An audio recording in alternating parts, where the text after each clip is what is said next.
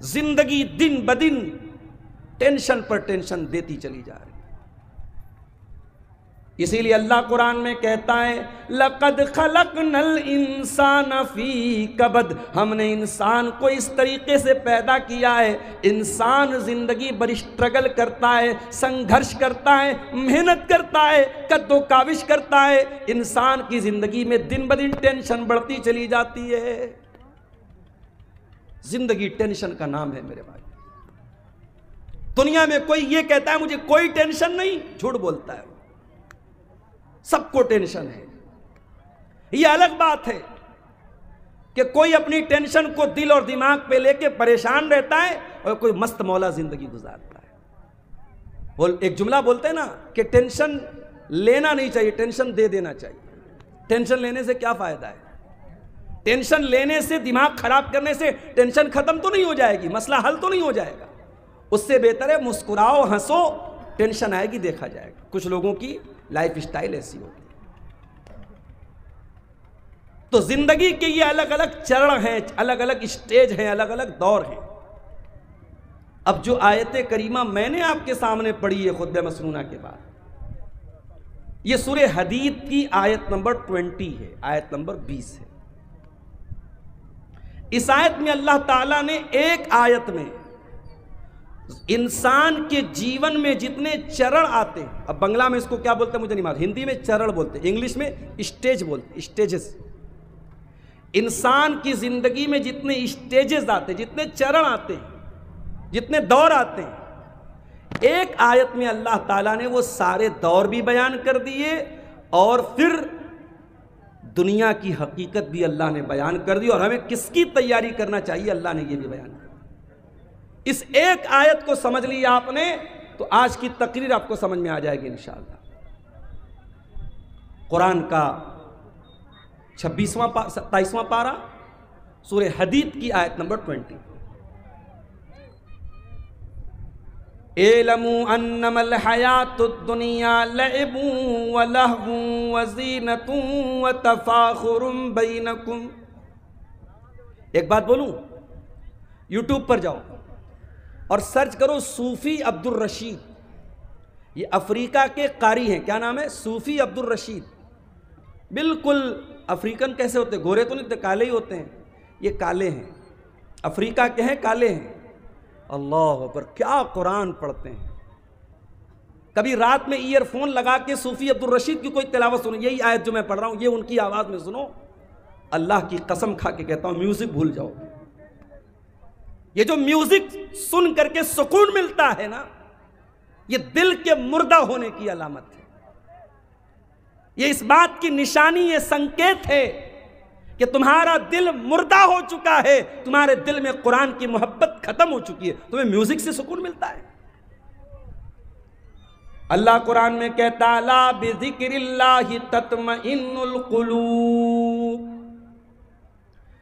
मेरे ईमान वाले बंदों के दिलों को अल्लाह के जिक्र से सुकून मिलता है, कुरान से सुकून मिलता है। सहाबे किराम कुरान को पढ़ा करते थे, कुरान को सुना करते थे। हमारे प्यारे नबी कुरान को पढ़ा करते थे, कुरान को सुना करते थे। हमारा नौजवान आज गाना सुन रहा है। मैं जलसे में आ रहा था, रास्ते में कई नौजवानों को देखा मोबाइल पर बैठ करके रील्स देख रहे हैं, गाने देख रहे हैं। लड़कों का भी यही हाल है, लड़कियों का भी यही हाल है। आज आपके YouTube की हिस्ट्री पर जाके देखा जाए, गाने ज्यादा मिलेंगे, म्यूजिक ज्यादा मिलेगा, फिल्में ज्यादा मिलेंगी। ओ लोगो आओ जरा रब के कुरान को किसी अच्छे कारी की आवाज में तुम सुन तो लो। अल्लाह की कसम तुम म्यूजिक भूल जाओगे, तुम गाने भूल जाओगे। एलमू अन्नमल हयातुद दुनिया लइबु व लहवु व ज़ीना। अल्लाह फरमा रहा है, ऐ मेरे बंदो, ये दुनिया की जिंदगी तो खेल है, व लहवुन तमाशा है, व ज़ीनतुन और जीनत है, आकर्षण है, एट्रैक्शन है। बच्चा छोटा है, खेल का दौर है। बच्चा थोड़ा बड़ा हुआ, 8 साल का हुआ, 10 साल का हुआ, वल्लाहुन अब तमाशा देखने लगा, अब टीवी देखने लगा, मोबाइल देखने लगा, यूट्यूब देखने लगा, वीडियो देखने लगा। वज़ीनतुन, बच्चा थोड़ा बड़ा हुआ, लड़की थोड़ी बड़ी हुई, 15 साल के हो गए, 16 साल के हो गए। लड़की आईने के सामने खड़ी होकर के मेकअप करने लगी, लड़का अपने सर पर, अपने बाल पर, अपने चेहरे पर मेहनत करने लगा, अपनी पसंद का कपड़ा पहनने लगा, आईने में अपने आप को निहारने लगा, अपनी सेल्फी लेने लगा, अपने फोटो को फिल्टर कर करके लेने लगा। वज़ीनतुन, इंसान की जिंदगी आकर्षण है, आकर्षण है, अट्रैक्शन है, जीनत है। व तफाखुरुम बैनकुम, शादी हो गई, बिजनेस करने लगा। मेरे पड़ोसी ने 1 लाख की प्रॉपर्टी खरीदी, मैं 10 लाख की खरीद के दिखाऊंगा। मेरे दोस्त ने सरकारी नौकरी हासिल कर ली, मैं भी मेहनत करके सरकारी नौकरी हासिल करूंगा। 1 लाख रुपया उसकी सैलरी है, मैं 2 लाख रुपया महीना कमा करके दिखाऊंगा। व तफाखुरुम बैनकुम, मेरे बंदो फिर वो दौर तुम्हारी जिंदगी में आता है, तुम एक दूसरे के ऊपर फख्र करते हो, एक दूसरे के ऊपर गुरूर करते हो, घमंड करते हो, एक दूसरे से अपने आप को बड़ा समझते हो। उसके बाद आखिरी दौर आया, इंसान बूढ़ा हो गया, उसके पोते पोतियां हो गए, उसके नवासे नवासियां हो गए। अब बैठ करके फख्र करता है, इतने मेरे बेटे, इतने मेरे पोते, इतने मेरे नाती, इतनी मेरी नतनी, इतने मेरे नवासे, इतनी मेरी नवासी, इतनी मेरी जमीन, इतनी मेरी जायदाद। व तकासुरुन फिल अमवाली वल औलाद, इंसान की जिंदगी का ये आखिरी दौर है, खूब पैसा हो जाए, खूब औलाद हो जाए। औलाद की तलब भी तो इंसान को होती है ना। कुछ लोग कहते हैं साहब मुझे अल्लाह ने लड़की दी है, मुझे लड़के की जरूरत नहीं है। हो सकता है कि आपको अल्लाह ने लड़की दी है, लड़का नहीं है, आप अपनी लड़कियों पर खुश हैं, ये हो सकता है, मगर ये कहना कि लड़के की जरूरत नहीं है, ये गलत है। लड़के की जरूरत तो नबियों को भी पड़ी है, नबियों ने अल्लाह से बेटा मांगा है। इब्राहीम अलैहिस्सलाम को देखो, बूढ़े हो गए, कोई बेटा उनका नहीं है, बाप ने घर से निकाल दिया है। अल्लाह की तौहीद की दावत दे रहे, सारी दुनिया उनकी दुश्मन बनी हुई है। इब्राहीम अलैहिस्सलाम अल्लाह से दुआ करते हैं, रब्बी हबली मिनस सालिहीन, परवरदिगार मुझे नेक बेटा अता फरमा। बेटा मांगा। हमारे नबी को भी अल्लाह ने बेटा दिया। यह अलग बात है जो बेटा पैदा हुआ, कासिम पैदा हुए, बचपन में इंतकाल कर गए, अब्दुल्ला पैदा हुए, बचपन में इंतकाल कर गए। तीसरा बच्चा पैदा हुआ हजरत मारिया के पेट से। अल्लाह के नबी ने बड़े शौक से अपने बच्चे का नाम इब्राहीम रखा। अपने बाप, अपने जद्दी अमजद हजरत इब्राहीम अलैहिस्सलाम के नाम पर अपने बच्चे का नाम रखा। अकीका भी किया आपने, नाम भी रखा अपने बच्चे का। अरब के दस्तूर के मुताबिक आपने बच्चे को दूध पीने के लिए दाई के हवाले कर दिया, देहात भेज दिया। यह अलग बात है, अल्लाह ने मेरे नबी की तकदीर में यह भी लिखा था कि ऐ मेरे नबी, आपका कोई बेटा जवान नहीं हो पाएगा, जवान नहीं होना है किसी बच्चे। तीसरा बेटा पैदा हुआ इब्राहीम। जब यह बच्चा 1.5 साल का हुआ और देहात में एक आदमी के घर में रहता था, वहीं यह बच्चा दूध पीता था, वहीं रहता था। बच्चा बीमार हो गया। अल्लाह के नबी को बताया गया कि आपका बेटा बहुत बीमार है। आप सहाबे किराम को लेकर के पहुंचे, आपने बच्चे को गोद में लिया। आप अल्लाह के नबी हैं, आखिरी नबी हैं। आपसे मजबूत कलेजा किसका हो सकता है, आपसे मजबूत दिल किसका हो सकता है। मगर औलाद की मोहब्बत तो मेरे नबी के सीने में भी मौजूद थी। आपने देखा मेरा इकलौता बेटा आखिरी सांसें ले रहा है, दम तोड़ रहा है, अल्लाह के प्यारे नबी की आंखों से आंसू जारी हो जाते हैं, आपकी आंखों से आंसू गिरने लगते हैं। और सहाबे किराम अपने नबी को रोता हुआ देख करके कहते हैं, अल्लाह के नबी, ये हम क्या देख रहे हैं? आप रो रहे हैं, आपकी आंखों से आंसू बह रहे हैं।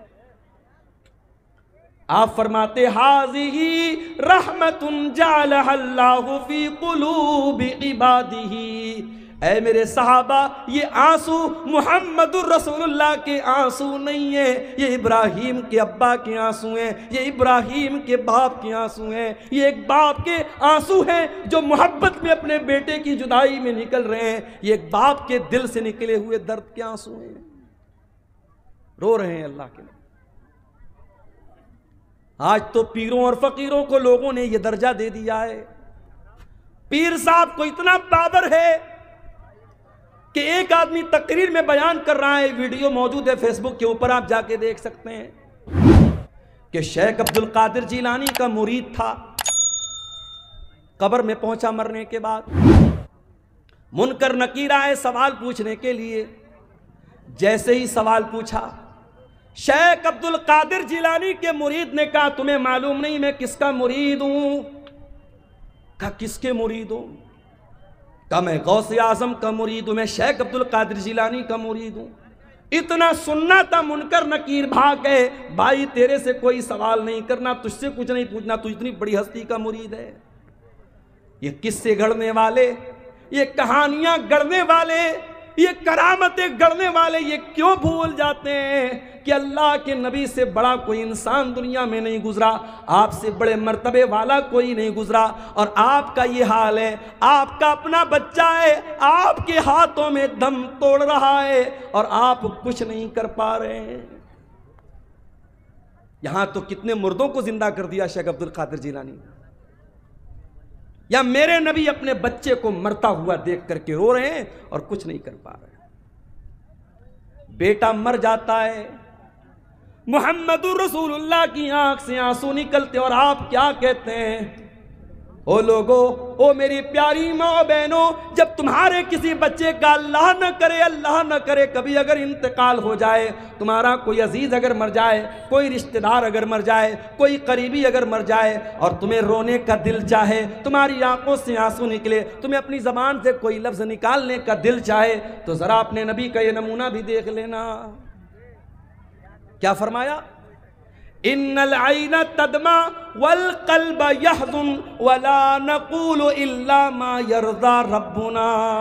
ऐ मेरे बच्चे इब्राहिम, तेरे जाने से तेरे बाप का दिल गमगीन है, तेरे बाप की आंखों से आंसू बह रहे हैं, तेरा बाप रो रहा है ऐ इब्राहिम, लेकिन तेरा बाप अपनी जबान से कोई ऐसी बात नहीं निकालेगा जिससे अल्लाह नाराज हो जाए। तो बेटे की ख्वाहिश तो सबको होती है मेरे भाई, नबियों को भी होती। अल्लाह कह रहा है कि जिंदगी के ये अलग अलग दौर हैं। एक खेल का दौर था, एक तमाशे का दौर था, एक अट्रैक्शन का दौर था, एक खूब पैसा कमाने का दौर था, एक दूसरे पर फख्र करने का दौर था, और फिर एक आखिरी दौर आया कि ढेर सारे बच्चे हो गए, बड़ा खानदान हो गया, बड़ी प्रॉपर्टी बना ली, बड़ी जमीन बना ली। अब जरा गौर से सुनना सिमरिया वालों, अब अल्लाह ताला दुनिया की एक मिसाल बयान कर रहा है। कमसल गैसिन आजबल कुफ्फारा नबातुहु। मेरे बंदो, दुनिया की मिसाल अल्लाह बयान कर रहा है जैसे बारिश होती है। जब बारिश होती है तो सबसे ज्यादा कौन खुश होता है? किसान खुश होता है। किसान खुश होता है। बारिश ना हो, किसान खुदकुशी कर लेता है, और बारिश सही समय से हो जाए, किसान खुश हो जाता है। बारिश हो रही है, अब खेती लहलहाने लगी, हरी भरी हो गई। अल्लाह फरमाता है मेरे बंदों, मैं दुनिया की मिसाल दे रहा हूं। बारिश हुई, खेती हरी भरी हो गई। तुम यही जो तुमने धान का खेत लगाया, तुमने मकई का खेत लगाया, तुमने गेहूं का खेत लगाया, एक टाइम ऐसा आया ये हरी भरी जो खेती थी ये पीली हो गई, पक गई, तैयार हो गई। गेहूं तैयार हो गया, धान तैयार हो गया, मकई तैयार हो गई। तुम यही जो फतराहु मुस्फर्रा, कल तक जो पौधे हरे हरे थे आज पीले पीले हो गए, आज पक करके तैयार हो गए। सुम्मा यकूनु हुतामा। पीछे कौन लोग बात कर रहे हैं? एकदम उनको हटाओ यहां से। पहले इतनी तमीज नहीं, स्टेज के पास माइक के पास बैठ के बात कर रहे हैं। सुम्मा यकूनु हुतामा, फिर ये खेती जब पक करके तैयार हो गई, उसको काट दिया गया। कोई खेती अपने खेत में कट करके उसको छोड़ा नहीं जाता, काट दिया जाता है जब तैयार हो जाती है। अभी मेरे पास जयनगरा कोई जगह है, जयनगर या जयनगरा इसी कटिहार में, वहां के लोग मेरे पास आए, नवंबर में टाइम मांग रहे थे। मैंने कहा भाई दिसंबर में ले लो। बोले नहीं मौलवी साहब, अभी मकई कटी है, अब दिसंबर में जब आप मांग रहे हैं, टाइम दे रहे हैं, तो उस टाइम फिर हमारी दोबारा खेती लग जाएगी, हम नहीं दे सकते। खेती का समय होता। मैं किसान नहीं हूं, मैं खेती नहीं करता हूं, लेकिन खेती करने वालों के साथ रहते हुए इतना जान गया हूं कि खेती करने का एक टाइम है, खेती काटने का एक टाइम है। खेती तैयार तो फिर उसको कोई रोकता नहीं, खेती को काट लिया जाता है। अल्लाह फरमाता है सुम्मा यकूनु हुतामा, फिर खेती को काट लिया जाता है। ऐ मेरे बंदो, तुम्हारी दुनिया की जिंदगी भी ऐसी ही है। तुम्हारी जवानी जब होती है तुम हरे भरे होते हो, फिर बुढ़ापा आता है, 40 साल के हो गए, 50 साल के हो गए, अब तुम पक चुके हो, पीले पड़ चुके हो। कभी देखा है आपने बॉलीवुड की बड़ी बड़ी हीरोइनें जो एक एक करोड़ कितने कितने करोड़ रुपए लेती हैं फिल्मों के, जब इनकी जवानी ढल जाती है, इनके बाल सफेद हो जाते हैं, फिर उनको कोई नहीं पूछता है। उम्र खत्म हो गई, अट्रैक्शन खत्म, सौंदर्य खत्म, ब्यूटी खत्म।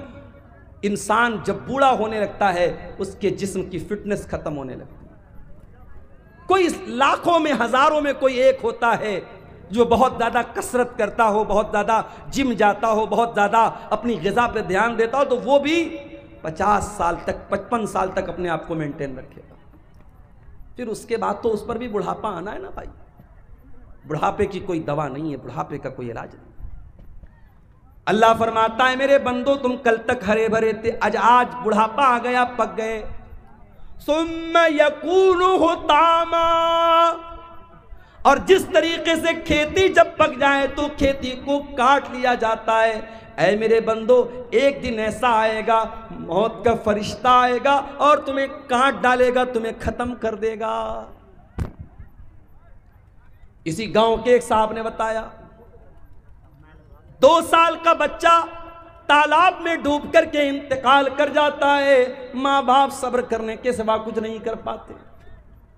इसी कटिहार के एक भाई ने बताया, उनके वालिद रास्ते से जा रहे थे, बाइक से एक्सीडेंट होता है, वालिद साहब ऑन द स्पॉट इंतकाल कर जाते हैं। कितने हादसे अपनी आंखों से हम देखते हैं, कितने जवानों के जनाजे अपने हाथों से हम उठाते हैं। मरने वाले बच्चे भी होते हैं, मरने वाले जवान भी होते हैं, मरने वाले बूढ़े भी होते हैं।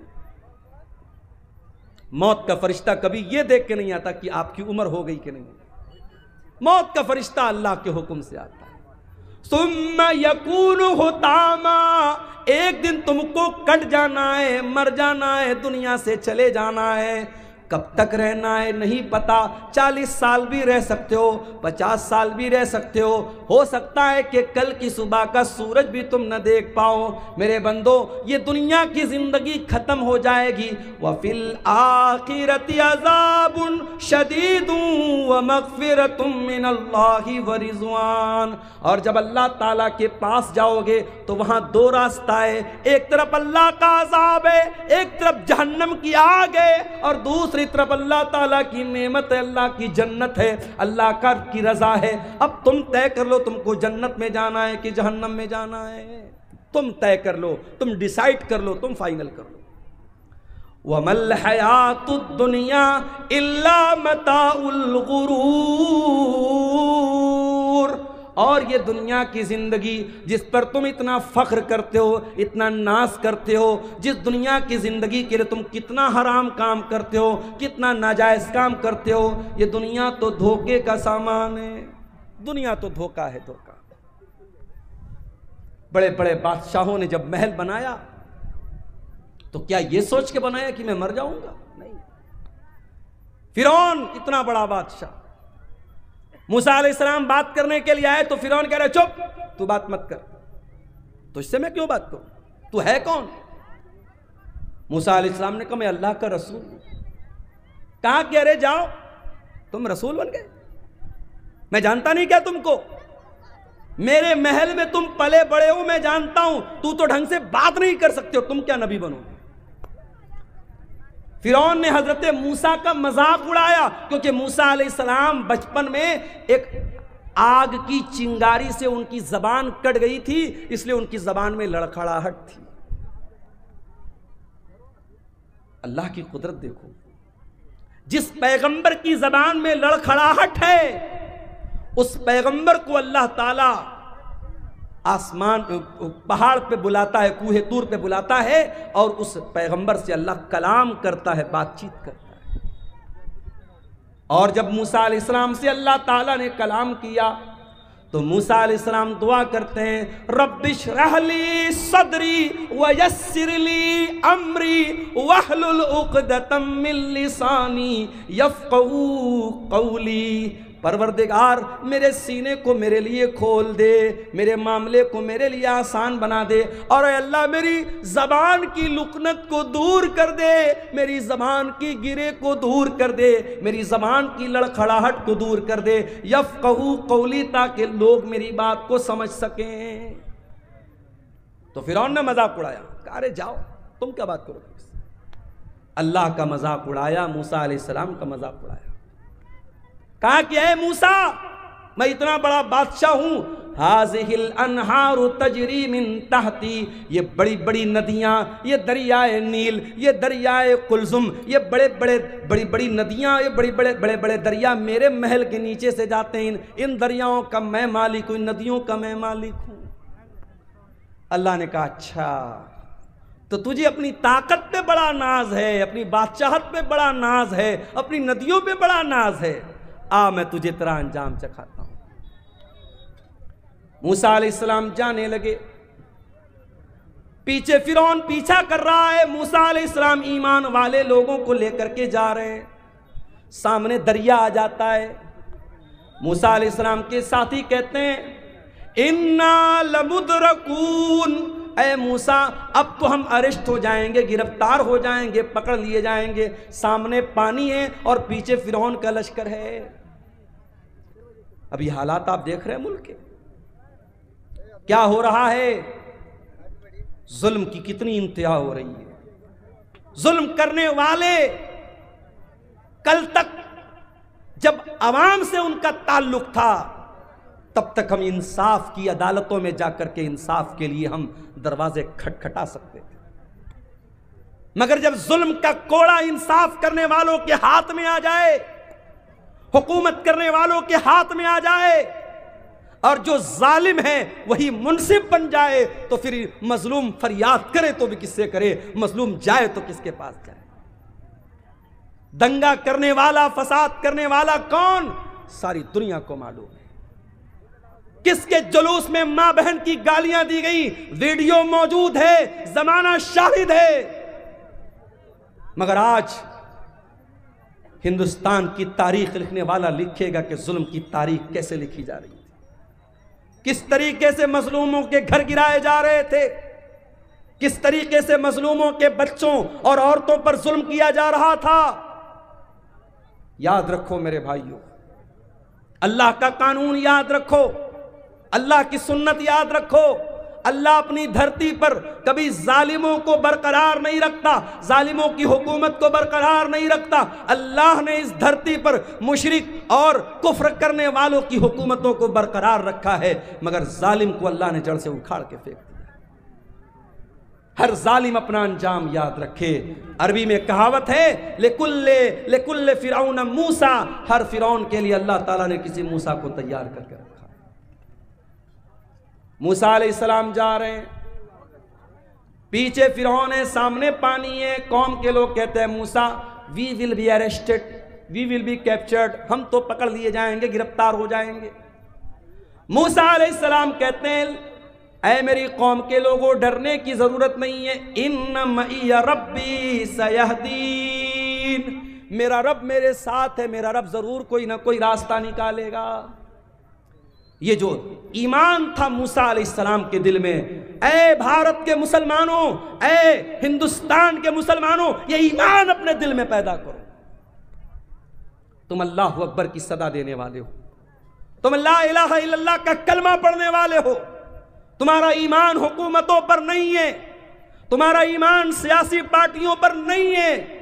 इन सियासी पार्टियों ने कल भी इस्तेमाल किया था, आज भी तुम्हें इस्तेमाल कर रहे हैं और आइंदा भी करते रहेंगे। तुम ईमान लाए हो रब्बे वाहिद की जात पर, उस अल्लाह की जात पर अपने ईमान को मजबूत करो, उस अल्लाह से अपने ताल्लुक को जोड़ दो मेरे भाई। मूसा अलैहिस्सलाम ने कहा मेरा रब मेरे साथ है, वो जरूर कोई ना कोई रास्ता निकालेगा।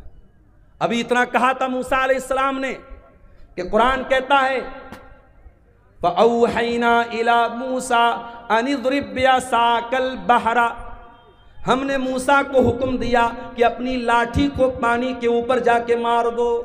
सामने नदी है, दरिया है, दरिया की गहराई कितनी हो सकती है आप अंदाजा नहीं लगा सकते। दरियाए कुलसुम बहुत बड़ी नदी है, वो नदी सामने थी। हजरत मूसा गए और लाठी को जाकर के पानी पर मारा। जैसे ही लाठी को पानी पर मारा है, अभी मैं मुंबई गया था एक हफ्ता पहले, मुंबई में एक ब्रिज है, उसको अटल सेतु बोलते हैं। अटल सेतु 22 किलोमीटर का ब्रिज है, समंदर के अंदर बना है। अल्लाह, 1-2 किलोमीटर नहीं, 22 किलोमीटर्स, 22 किलोमीटर का ब्रिज कहां बना है? समंदर के अंदर बना है।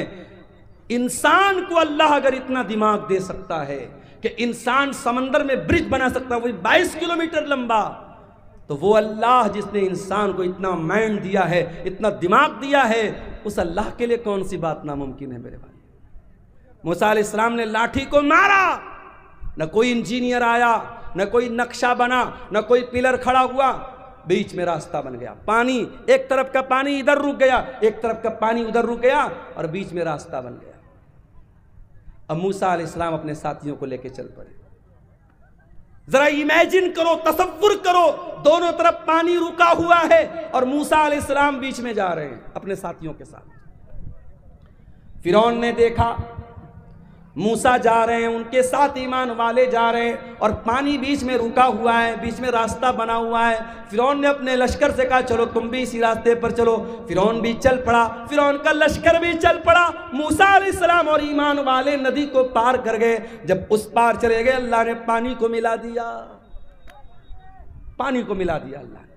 और जैसे ही पानी को मिला दिया, फिरौन डूब गया, फिरौन के तमाम लश्कर के लोग डूब गए। जब फिरौन डूबने लगा तो कहता है आमनतु बिल्लज़ी आमनत बिही बनु इसराइल, आय अल्लाह मैं तेरे ऊपर ईमान लाता हूं, मैं तौबा कर रहा हूं, अल्लाह मैं उस अल्लाह के ऊपर ईमान लाता हूं जिस पर बनी इसराइल ईमान रखते हैं। अल्लाह ने फरमाया आल आना वक़द असैता मिन क़ब्लु, ऐ फिरौन सारी जिंदगी तू गुनाह करता रहा, सारी जिंदगी ईमान वालों को सताता रहा, सारी जिंदगी मूसा अलैहिस्सलाम को सताता रहा। आज जब मौत को सामने देखा तो ईमान ला रहा है। ऐ फिरौन आज तेरा ईमान एक्सेप्ट नहीं किया जाएगा। पता ये चला कि मौत सामने देखने के बाद तौबा एक्सेप्ट नहीं होगी। इसलिए मौत के आने के पहले तौबा करो। जितना दान करना है, जितना नेकी का काम करना है, मौत देखने के पहले कर लो। मौत देखने के बाद तौबा करोगे, तौबा कबूल नहीं। कभी किसी मरने वाले को देखा है? मरने वाले की आंखें उठ जाती है। वो जब मौत के फरिश्ते को देखता है ना, कांप जाता है, उसकी आंखें पथरा जाती है। मौत जब सामने आ जाए, हम जब किसी को मरते हुए देखते ना तो उसकी बोली बंद हो जाती है, उसकी बातचीत बंद हो जाती है। यानी अब उसने मौत को देख लिया, अब तौबा करेगा तो तौबा का कोई मतलब नहीं। तो मौत को देखने के पहले तौबा करो। फिरौन भी मौत को देख करके तौबा कर, अल्लाह ने कहा तेरी तौबा कबूल नहीं होगी। इतने बड़े बड़े महल फिरौन ने बनाए थे, कितने बड़े बड़े बागात थे, कितने बड़े बड़े महल थे, नदियां थी, नहरें थी, तालाब थे, स्विमिंग पूल थे। अल्लाह फरमाता है कम तरकू मिन जन्नातिन व उयून व ज़ुरूइन व मकामिन करीम व नामतिन कानू फीहा फाकिहीन कदालिका व औरतनाहा कौमन आखरीन। फिरौन के पास कितने बड़े बड़े बागात थे, महल थे, कितने ऐशो आराम से रहा करता था। आज उसके महल में कोई और रह रहा है, उसके बाग का फल कोई और खा रहा है, उसकी नहर का पानी कोई और पी रहा है। फमा बकत अलैहिमुस समाउ वल अर्दु वमा कानू मुनज़रीन। आज फिरौन मर गया, न आसमान रो रहा है, न जमीन रो रही है, कोई रोने वाला भी नहीं, कोई आंसू बहाने वाला भी नहीं है। ऐसी मौत हुई, कोई आंसू बहाने वाला भी नहीं। तो ऐसी मौत मत मरो मेरे भाई, मरना तो सबको है। ये जमीन, ये जायदाद, ये प्रॉपर्टी सब यहीं रह जाएगी। इस दुनिया की कोई हकीकत नहीं है। वमल हयातुद दुनिया इल्ला मताउल गुरूर। ये दुनिया धोखे का सामान है, बहुत धोखेबाज है दुनिया। इंसान गुनाह करता है, उसे लज्जत मिलती है, उसे मजा आता है। मोबाइल पर गंदा वीडियो देखा, मजा आया। किसी लड़की को छेड़ दिया, मजा आया। शराब के 2-4 पैग लगा लिए, मजा आया। जिना कर लिया, मजा आया। मगर 10 मिनट के बाद, 1 घंटे के बाद, 1 दिन के बाद गुनाह का ये खुमार उतरेगा, तब एहसास होगा मैंने क्या कर दिया, मैंने क्या कर दिया, मैंने किसको नाराज कर दिया, मैंने ये क्या कर दिया। एहसास होगा मेरे भाई। अगर दिल में ईमान है, गुनाह के बाद एक न एक बार एहसास होगा। गुनाह के अंदर लज्जत है, गुनाह के अंदर मजा है, मगर गुनाह इंसान को बर्बाद कर देता है। इस दुनिया के चक्कर में पड़ के तुम गुनाह कर रहे हो, दुनिया की औरतों के चक्कर में पड़ के जवानी बर्बाद कर रहे हो। अरे चक्कर में पड़ना है तो जरा जन्नत की औरतों के चक्कर में पड़ो। अगर तैयारी करना है तो जन्नत की नेमतों के लिए करो। दुनिया की औरतों के साथ, दुनिया की लड़की, अभी मैं पटना गया था, एक सफर था मेरे, हमारे एक दोस्त थे साथ में। पटना की मार्केट में मैंने देखा एक नकाब पोश लड़की, बुर्का वाली लड़की गैर मुस्लिम लड़के के साथ टहल रही है। हमारे एक साथी थे बनारस के, मैंने कहा देखो भाई ये क्या हो रहा है। बोले मौलाना कोई हैरत की बात नहीं है। मैंने कहा क्यों? कहा ये टाइम पास है। लड़की को भी पता है कि मैं टाइम पास कर रही हूं, लड़के को भी पता है मैं टाइम पास कर रहा हूं। दोनों सीरियस नहीं है, घूम रहे हैं। ऐसा भी होता है कि लड़की एक लड़के के साथ सुबह घूम रही है, दोपहर में दूसरे लड़के के साथ घूम रही है, शाम को तीसरे लड़के के साथ घूम रही है। ये चल रहा है, टाइम पास हो रहा है। ये औरतें हैं दुनिया की, ये लड़कियां हैं दुनिया की। और जन्नत की औरतें कैसी होंगी? लम यतमिसहुन्ना इंसुन क़ब्लहुम वला जान। जन्नत की औरतें इतनी पाक दामन होंगी, इतनी पाक साफ होंगी, उनको किसी इंसान ने कभी टच न किया होगा, कभी छुआ नहीं होगा। न इंसान ने न जिन्नात ने कभी टच नहीं किया होगा। दुनिया की औरतें, उनके साथ बहुत सारी गंदगी भी लगी हुई है। जाहिर है इंसान की बॉडी है, इंसान पेशाब भी करता है, पाखाना भी करता है, नाक से गंदगी भी निकलती है, बलगम भी निकलता है। औरतों के साथ दुनिया के और भी मसले मसाइल हैं, लेकिन जन्नत की औरतों के साथ कोई मसला मसाइल नहीं होगा। वलहुम फीहा अज़वाजुम मुत्तहरतुन। दुनिया की औरतों के साथ तो बहुत सारे मसाइल और गंदगियां हैं, लेकिन जन्नत की औरतें बिल्कुल पाक और साफ होंगी। अब्दुल्लाह इब्न अब्बास इस आयत की तफसीर में कहते हैं ला यहिज़ना, जन्नत की औरतों को पीरियड नहीं आएगा। वला युहदिसना, उनको पेशाब व पाखाना की हाजत न होगी। वला यतनखमना, उनको थूक और बलगम की गंदगी नहीं होगी। पाक और साफ औरतें। दुनिया में जो औरत दुपट्टा ओढ़ती है, ओढ़नी ओढ़ती है, पर्दा करती है, समझ जाओ कि वो जन्नती औरत है, इसलिए कि जन्नत की औरत के सर पर भी दुपट्टा होगा। अल्लाह के नबी फरमाते हैं, बुखारी और मुस्लिम की रिवायत है, लवी तलात इलत दुनिया, अगर जन्नत की औरत दुनिया में एक मर्तबा झांक दे, एक नजर डाल दे, मलात मा बैनहुमा रीहा, उसकी खुशबू से जमीन व आसमान भर जाएंगे। इतनी बेहतरीन खुशबू, जन्नत की औरत सिर्फ एक नजर झांक दे दुनिया में, उसके परफ्यूम से, उसके फ्रेग्रेंस से, उसकी खुशबू से, उसके सेंट से दुनिया भर जाएगी। वला नसीफुहा अला रासिहा खैरुम मिनद दुनिया व मा फीहा, और जन्नत की औरत के सर पर जो दुपट्टा होगा, अल्लाह अकबर। अल्लाह ने जन्नत की औरत के सूट का जिक्र नहीं किया, उसके गाउन का जिक्र नहीं किया, उसके फ्रॉक का जिक्र नहीं किया। अल्लाह के नबी कह रहे जन्नत की औरत के सर पर जो दुपट्टा होगा, वो दुपट्टा भी दुनिया और दुनिया की तमाम दौलत से बेहतर होगा। आज मैं मंगल बाजार में कुछ मार्केटिंग करने गया, तो हम लोग तो बनारस के लोग हैं ना, बनारस में कपड़ा बनता है, तो हम लोग कपड़े को हाथ लगा के समझ जाते हैं कि कपड़ा की क्वालिटी क्या है। जो बनारस के अंसारी लोग हैं जिनको जुलाहा कहते हैं, तो वो कपड़े का कारोबार ही करते, तो उनको मालूम है कि कपड़े की क्वालिटी क्या होती है। एक मर्तबा अल्लाह के नबी के पास रेशम का कपड़ा आया। रेशम का कपड़ा उस जमाने में भी बड़ा कीमती माना जाता था, आज भी बहुत कीमती माना जाता है। बनारस में आप जाएंगे साड़ी की मार्केट में, 500 रुपये की साड़ी भी है, 50,000 रुपये की भी साड़ी है। 50,000 की साड़ी में क्या स्पेशल है, उसमें प्योर रेशम है, प्योर सिल्क है, और उसमें ओरिजिनल सोने की जरी है, तो उसकी कीमत 50,000 रुपया भी है। बड़ी बड़ी बॉलीवुड की जो हीरोइनें होती हैं, उनका जो लहंगा होता है, जो साड़ी होती है, बनारस से तैयार होकर जाता है। तो अल्लाह के रसूल सल्लल्लाहु अलैहि वसल्लम के पास रेशम का कोई कपड़ा आया।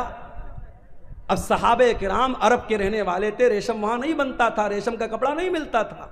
मोटे मोटे कपड़े मक्के में पहने जाते थे, टाट वगैरह टाइप के कपड़े, जूट वगैरह के कपड़े पहने जाते थे। तो जब ये रेशम का कपड़ा आया, तो सहाबा उसको छू करके कहने लगे कि कितना सॉफ्ट है, कितना मुलायम है, कितना नर्म है। सहाबे किराम को बड़ी हैरत होने लगी। अल्लाह के प्यारे नबी ने फरमाया, अताजबून मिन हाजा, ऐ मेरे सहाबा तुम्हें इस पर बड़ा ताज्जुब हो रहा है, बड़ा आश्चर्य हो रहा है, बड़ी हैरत हो रही है। लमनादिलु साद इब्न मुआज़ फिल जन्नत खैरुम मिन हाजा, ऐ मेरे सहाबा जन्नत में हजरत साद बिन मुआज़ को जो हैंड करचप मिलेगा, जो रुमाल मिलेगा, जो दस्ती मिलेगी, जो मिंदिल मिलेगा, ऐ मेरे सहाबा ये दुनिया के रेशम का कपड़ा फेल है उस जन्नत के रुमाल के सामने। इतना सॉफ्ट होगा हजरत साद बिन मुआज़ का रुमाल।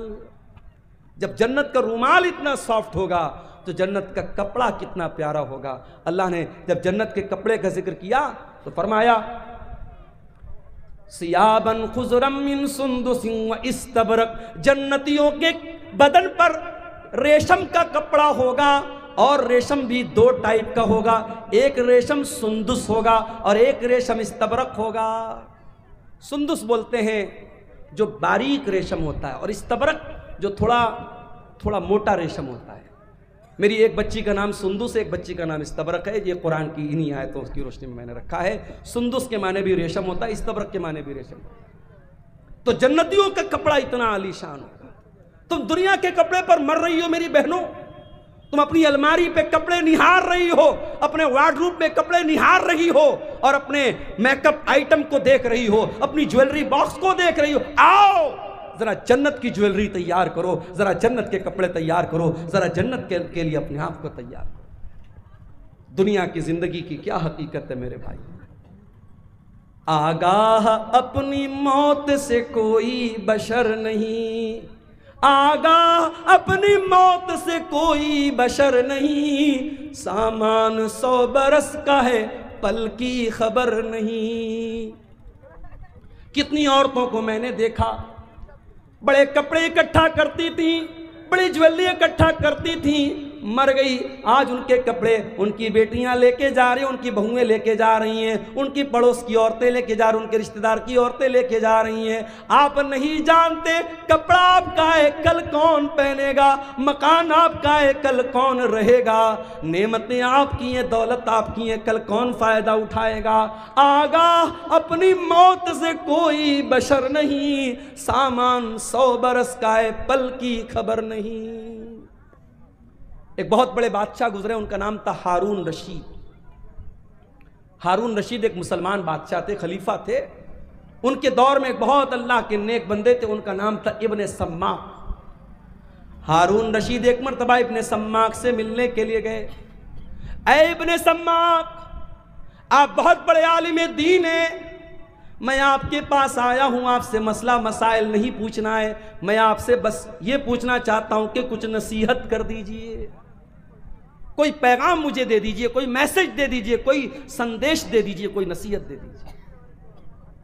इब्ने सम्माक ने कहा, अमीरुल मोमिनीन, सपोज कर लीजिए, तसव्वुर कर लीजिए कि आप एक सहरा में जा रहे हैं, एक रेगिस्तान में जा रहे हैं, खाना खत्म हो गया, पानी खत्म हो गया, आपको बड़ी जोर की प्यास लग गई और दूर दूर तक पानी नहीं मिल रहा है।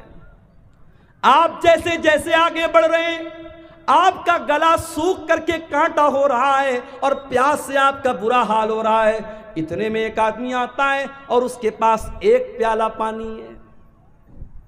उसने कहा, ऐ खलीफा, मैं आपको एक प्याला पानी देने को तैयार हूं, शर्त यह है कि आप अपनी आधी बादशाहत मुझे दे दें। तो ऐ बादशाह सलामत, ऐ अमीरुल मोमिनीन, क्या आप अपनी बादशाहत को बचाएंगे या उसको बादशाहत दे करके पानी ले लेंगे? हारून रशीद ने थोड़ी देर सोचा, कहा कि ऐ इब्ने सम्माक, मैं बादशाहत दे दूंगा, पानी ले लूंगा, क्योंकि जान बचाना जरूरी है, मेरी जान जा रही है प्यास के मारे, मैं आधी बादशाहत दे दूंगा और पानी ले लूंगा। इब्ने सम्माक ने कहा, बादशाह सलामत, अब सपोज कर लो वो पानी आपने पी लिया, अब वो पानी आपकी बॉडी में जाकर के अटक गया, अब आपको जोर की पेशाब लग गई, लेकिन पेशाब के रास्ते से पेशाब नहीं निकल पा रहा है, आप बेहाल हो गए, आपको अपनी जिंदगी खतरे में नजर आने लगी, आप पेशाब के रुक जाने से आप परेशान हैं। इतने में एक दूसरा आदमी आता है और वो कहता है, ऐ अमीरुल मोमिनीन, आपको मैं ऐसी दवा दे दूंगा कि आपका पेशाब निकल आएगा, आप रिलैक्स फील करेंगे, आपका दर्द खत्म हो जाएगा, शर्त यह है कि आप अपनी बाकी आधी बादशाहत मुझे दे दें। तो ऐ बादशाह सलामत, क्या आप अपनी जान बचाएंगे या उसको अपनी बादशाहत दे देंगे? हारून रशीद ने कहा कि मैं अपनी आधी बादशाहत दे दूंगा और उससे वो दवा ले लूंगा ताकि मेरा पेशाब हो जाए, मेरी तकलीफ दूर हो जाए, मेरी जान बच जाए।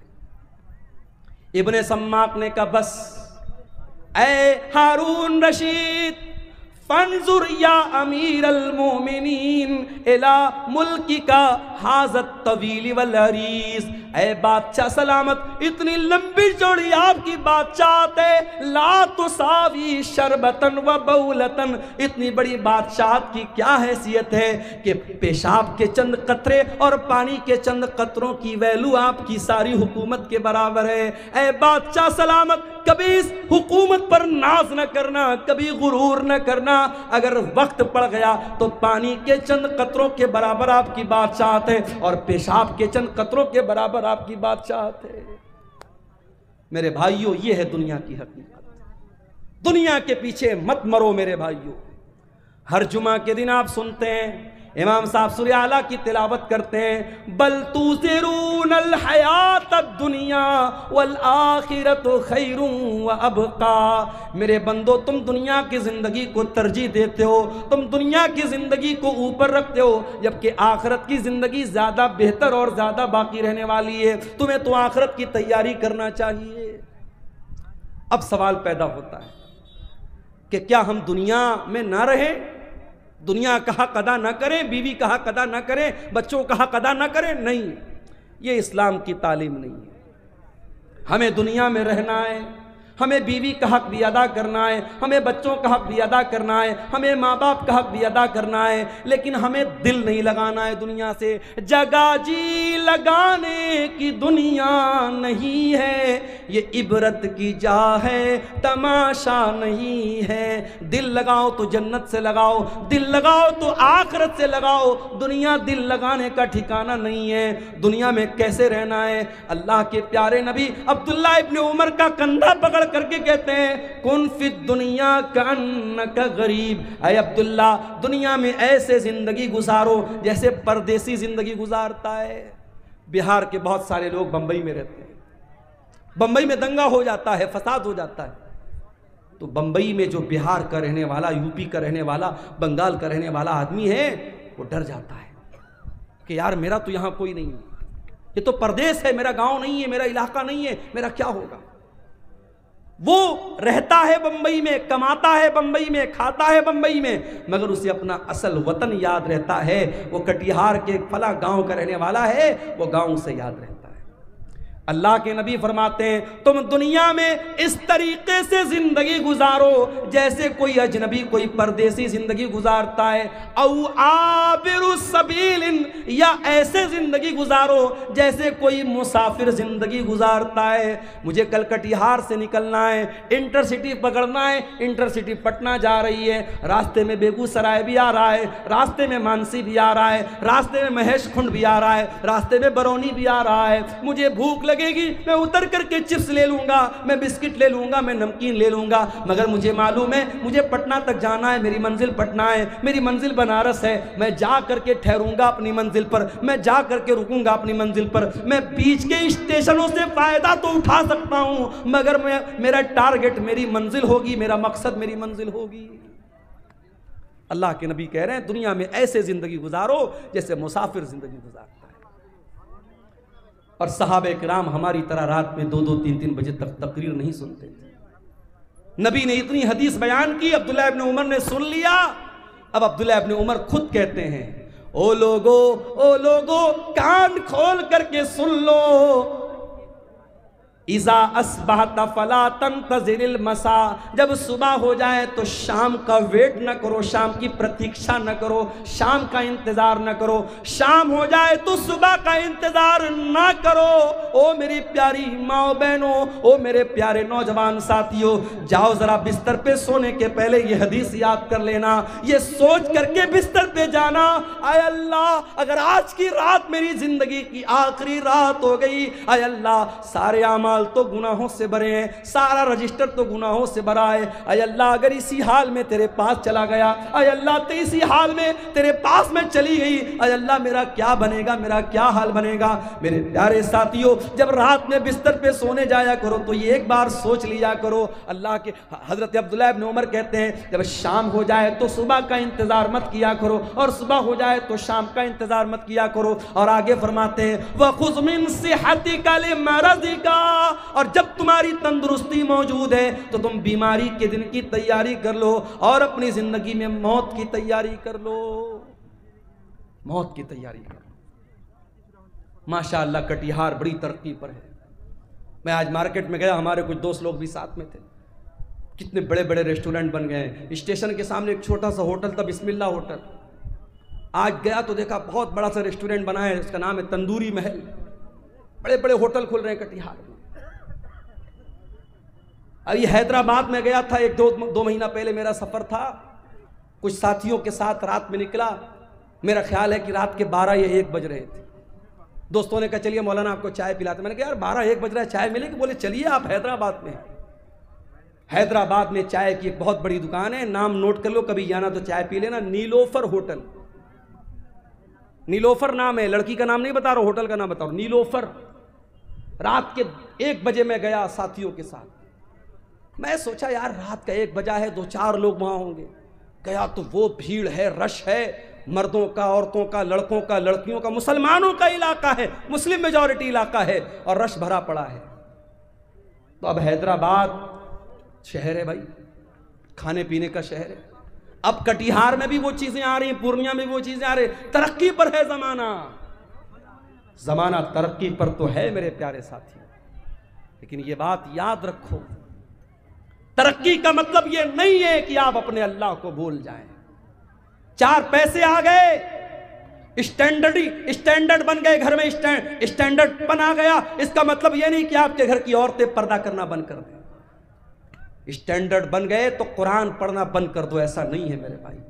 कब्र के अंदर यही कुरान आपके काम आएगा। मैं नहीं मना करता तुम अपने बच्चों को मेडिकल की तालीम दो, मैं मना नहीं करता। अपनी बच्चियों को तुम आला तालीम दो, मैं मना नहीं करता। मगर वल्लाह मेरा कलेजा दुखता है जब कटिहार के बड़े बड़े कॉलेजों में मुसलमान लड़की चेहरा खोल करके बेपर्दगी के साथ अपने बॉयफ्रेंड के साथ, अपने बैचमेट के साथ, अपने क्लासमेट के साथ घूम रही है, पार्कों में घूम रही। तो तकलीफ होती है कि ये कौम तालीम हासिल कर रही है, इस कौम की लड़कियां तालीम हासिल कर रही हैं या बेहयाई कर रही हैं, बेपर्दगी कर रही हैं। हालात ये हैं, लड़की 8-9 साल की होती है, लड़का 10-12 साल का होता है। अभी लड़का बहुत छोटा है, लड़की बहुत छोटी है, अभी दुनिया की बहुत सारी बातें उनको मालूम भी नहीं है, मगर यूट्यूब ने उनको सिखा दिया है, फेसबुक ने उनको सिखा दिया है, इंस्टाग्राम ने उनको सिखा दिया है। 9-9 साल की लड़कियों के भी बॉयफ्रेंड मौजूद हैं, 10-10, 12 साल के लड़कों की गर्लफ्रेंड मौजूद हैं। मैं इसी समाज की और इसी मुआशरे की हकीकत आपको बता रहा हूं मेरे वल्लाह। मेरे प्यारे नौजवान साथियों, मेरी बहनों, दुनिया की ये तालीम आप हासिल कीजिए, मगर अकबर इलाहाबादी का वो शेर मैं आपको सुनाता हूं। तुम शौक से कॉलेज में पढ़ो, चरख पे झूलो, जायज है गुबारों में उड़ो, चरख पे झूलो, बस एक सुखन बंद है आजिज का रहे याद, अल्लाह को और अपनी हकीकत को न भूलो। आप कितने बड़े कॉलेज में भी पढ़ लीजिए, लेकिन आपको यह नहीं भूलना है कि आप मुसलमान हैं। अल्लाह की कसम, कर्नाटक की वो लड़की जो नकाब में स्कूल जा रही थी, कॉलेज जा रही थी, और दंगाइयों ने और फसादियों ने उसको देख करके नारा लगाया था, और उस लड़की ने जिसका नाम मुस्कान था, उसने नारे तकबीर की सदा बुलंद की थी, अल्लाह अकबर कहा था। सारी दुनिया के मुसलमानों ने उस लड़की पर फख्र किया था। और आज भी बड़े बड़े कॉलेजों में जो लड़की नकाब में रहती है, अपनी हया से समझौता नहीं करती, अपने पर्दे से समझौता नहीं करती, वो प्राइम मिनिस्टर से भी डिग्री लेने जाती है तो नकाब में जाती है। ऐसी लड़कियों पर हमें फख्र है मेरे भाइयों, ऐसी बहनों पर हमें फख्र है। तालीम हासिल करो, मगर कुरान की भी तालीम हासिल करो। ये मदरसे, ये छोटे छोटे मदरसे आज सीमांचल में तरस रहे हैं, इनका इंफ्रास्ट्रक्चर देख लो। मैं कितने मदरसों में जाके देखा मैंने कि टीन का शेड लगा हुआ है और कच्ची जमीन है, बच्चे बेचारे उस पर पढ़ रहे। किशनगंज में एक मदरसे में मैं गया, बेहतरीन तालीम हो रही है, अच्छी पढ़ाई हो रही है, मगर इंफ्रास्ट्रक्चर नहीं है। ये बड़े बड़े नेता आते हैं हमारे यहाँ, इन मिनिस्टरों से, इन नेताओं से, इन एमपीज और एमएलए से कहो कि इन मदरसों को भी थोड़ा ध्यान दें। आज कितने मदरसे मेरे भाइयों, न उनके पास इंफ्रास्ट्रक्चर है, न उनके पास टीचरों को देने की ढंग की सैलरी है। बेचारे साल में एक जलसा करते हैं, और जलसे में भी जो लोग आते हैं तकरीर सुनते हैं, कितने लाख रुपये का जलसे पर खर्च हो जाता है, और आखिर में जो बचत होती है मदरसे वालों को बहुत थोड़ी सी बचत होती है। ये तकलीफ की बात है मेरे भाइयों, ये दर्द की बात है। इन मदरसों में पढ़ने वाले, कुरान पढ़ने वाले बच्चों को हकीर समझते हैं हम। वल्लाह इन्हें हकीर मत समझो।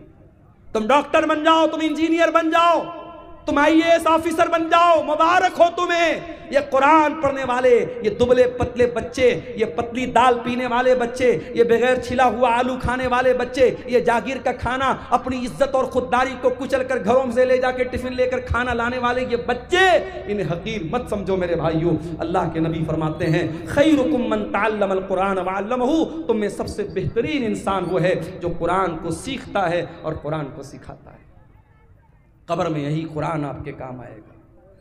कब्र में मुनकर नकीर आएंगे, पूछेंगे मन रब्बू का, तेरा रब कौन है? तू कहेगा मैं इंटर पढ़ के आया हूँ, मैं ग्रेजुएशन करके आया हूँ, मैंने BCA किया, मैंने MCA किया, मैंने नीट निकाला, मैंने फला एग्जाम पास किया।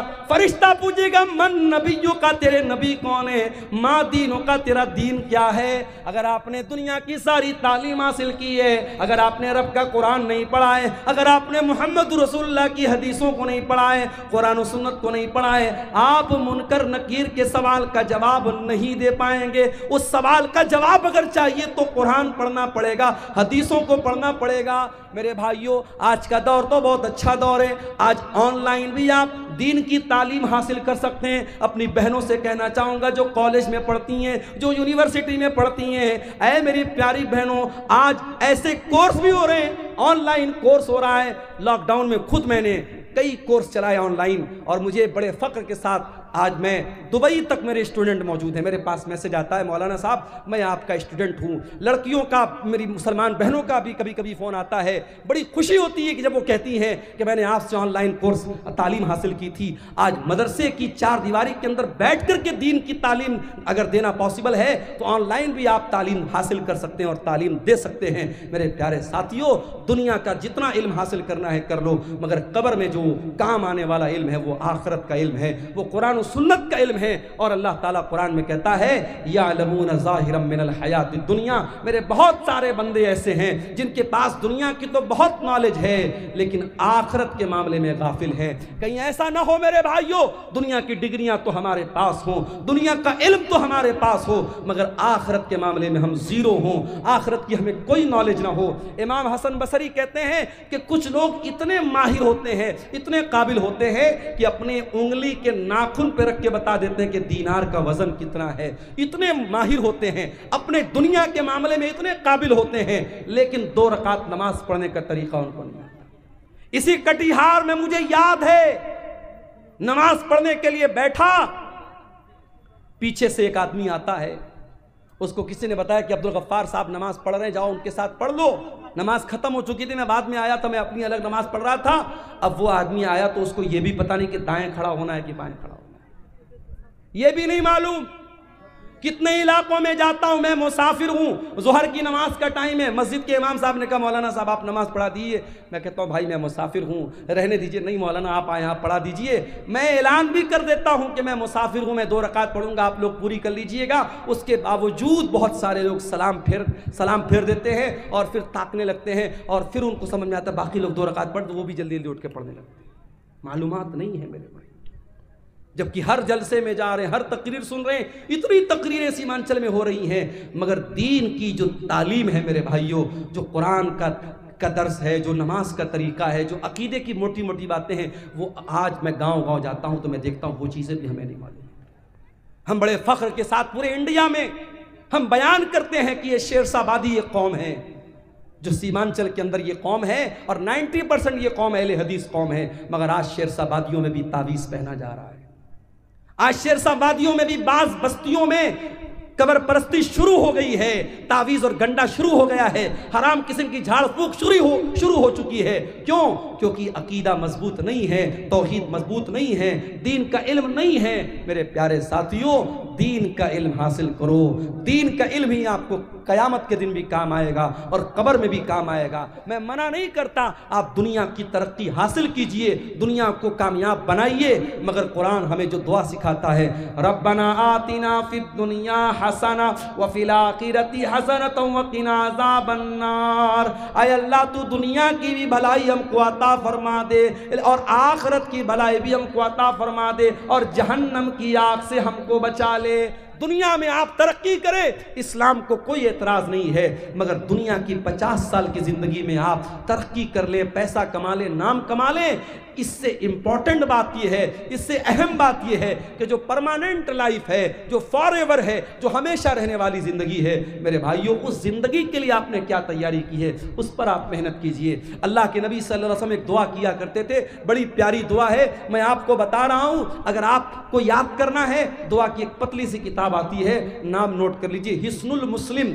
ये किताब आपको कहीं भी मिल जाएगी, अगर मोबाइल आपके पास मौजूद है, उसके प्ले स्टोर में जाके आप टाइप कीजिए हिस्नुल मुस्लिम, तो ये किताब वहाँ पर भी आपको मिल जाएगी। अल्लाह के नबी बड़ी प्यारी दुआ करते थे, अल्लाहुम्मा अस्लिह ली दीनी अल्लज़ी हुवा इस्मतु अमरी व अस्लिह ली आखिरती अल्लती व अस्लिह ली दुनियाया अल्लती फीहा माआशी। ऐ अल्लाह मेरे दीन को सही कर दे, मेरे दीन की इस्लाह कर दे, क्योंकि दीन ही मेरे मामले की बुनियाद है। और अल्लाह मेरी दुनिया को भी तू अच्छा कर दे, क्योंकि मुझे जिंदगी दुनिया में गुजारना है। वो अस्लिह ली आखिरती अल्लती इलैहा माआदी। और अल्लाह मेरी आखिरत को भी तू दुरुस्त कर दे, क्योंकि मरने के बाद मुझे लौट करके आखिरत की तरफ जाना है।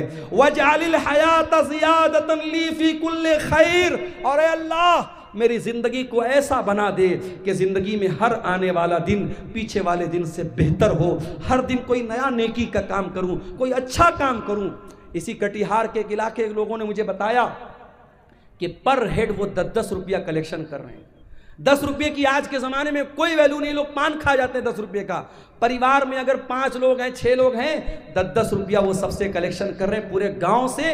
और इस तरीके से 1 साल लोगों ने कलेक्शन किया है। गांव का नाम मुझे याद नहीं है, उस गांव के लोगों ने मुझे बताया, अभी शाम को मुझसे मुलाकात हुई थी, कि हर महीने 40,000 50,000 रुपया कलेक्शन कर रहे हैं। और 1.5 साल में उन्होंने 16-17 लाख रुपया इकट्ठा कर लिया है। एक बड़ा फंड हो गया है। मस्जिद का कोई मसला आ जाए, कब्रिस्तान का कोई मसला आ जाए, 10-10 रुपया कोई भारी भी नहीं पड़ने वाला। हर हफ्ता वो वसूल रहे हैं और पूरी ट्रांसपेरेंसी के साथ, पूरी पारदर्शिता के साथ बाकायदा एक ग्रुप बनाया है, व्हाट्सएप पर बाकायदा मैसेज में हर हफ्ता बता देते हैं इतना कलेक्शन हुआ, इतना अमाउंट आया है। मेरे प्यारे साथियों, ये मदरसे जो आपके गांव-गांव में मकतब चल रहे हैं, ये साल में जलसा करके छोटे छोटे बच्चों को ऑटो पर बिठा के जो भीख मांगते हैं हम, उससे तो बेहतर है इस तरीके की कोई हम शक्ल निकालें कि 10-10 रुपया भी अगर हम हर परिवार के हर मेंबर से लें और एक बड़ी रकम इकट्ठा हो जाए, हम अच्छी सैलरी दें और अच्छे उलमा को और अच्छे टीचरों को हम रखें, हमारी कौम के बच्चे कुरान और हदीस पढ़े। ये मुझे बड़ा अच्छा लगा, ये करने का काम लगा जो आपके सीमांचल में ये काम किया जा सकता है।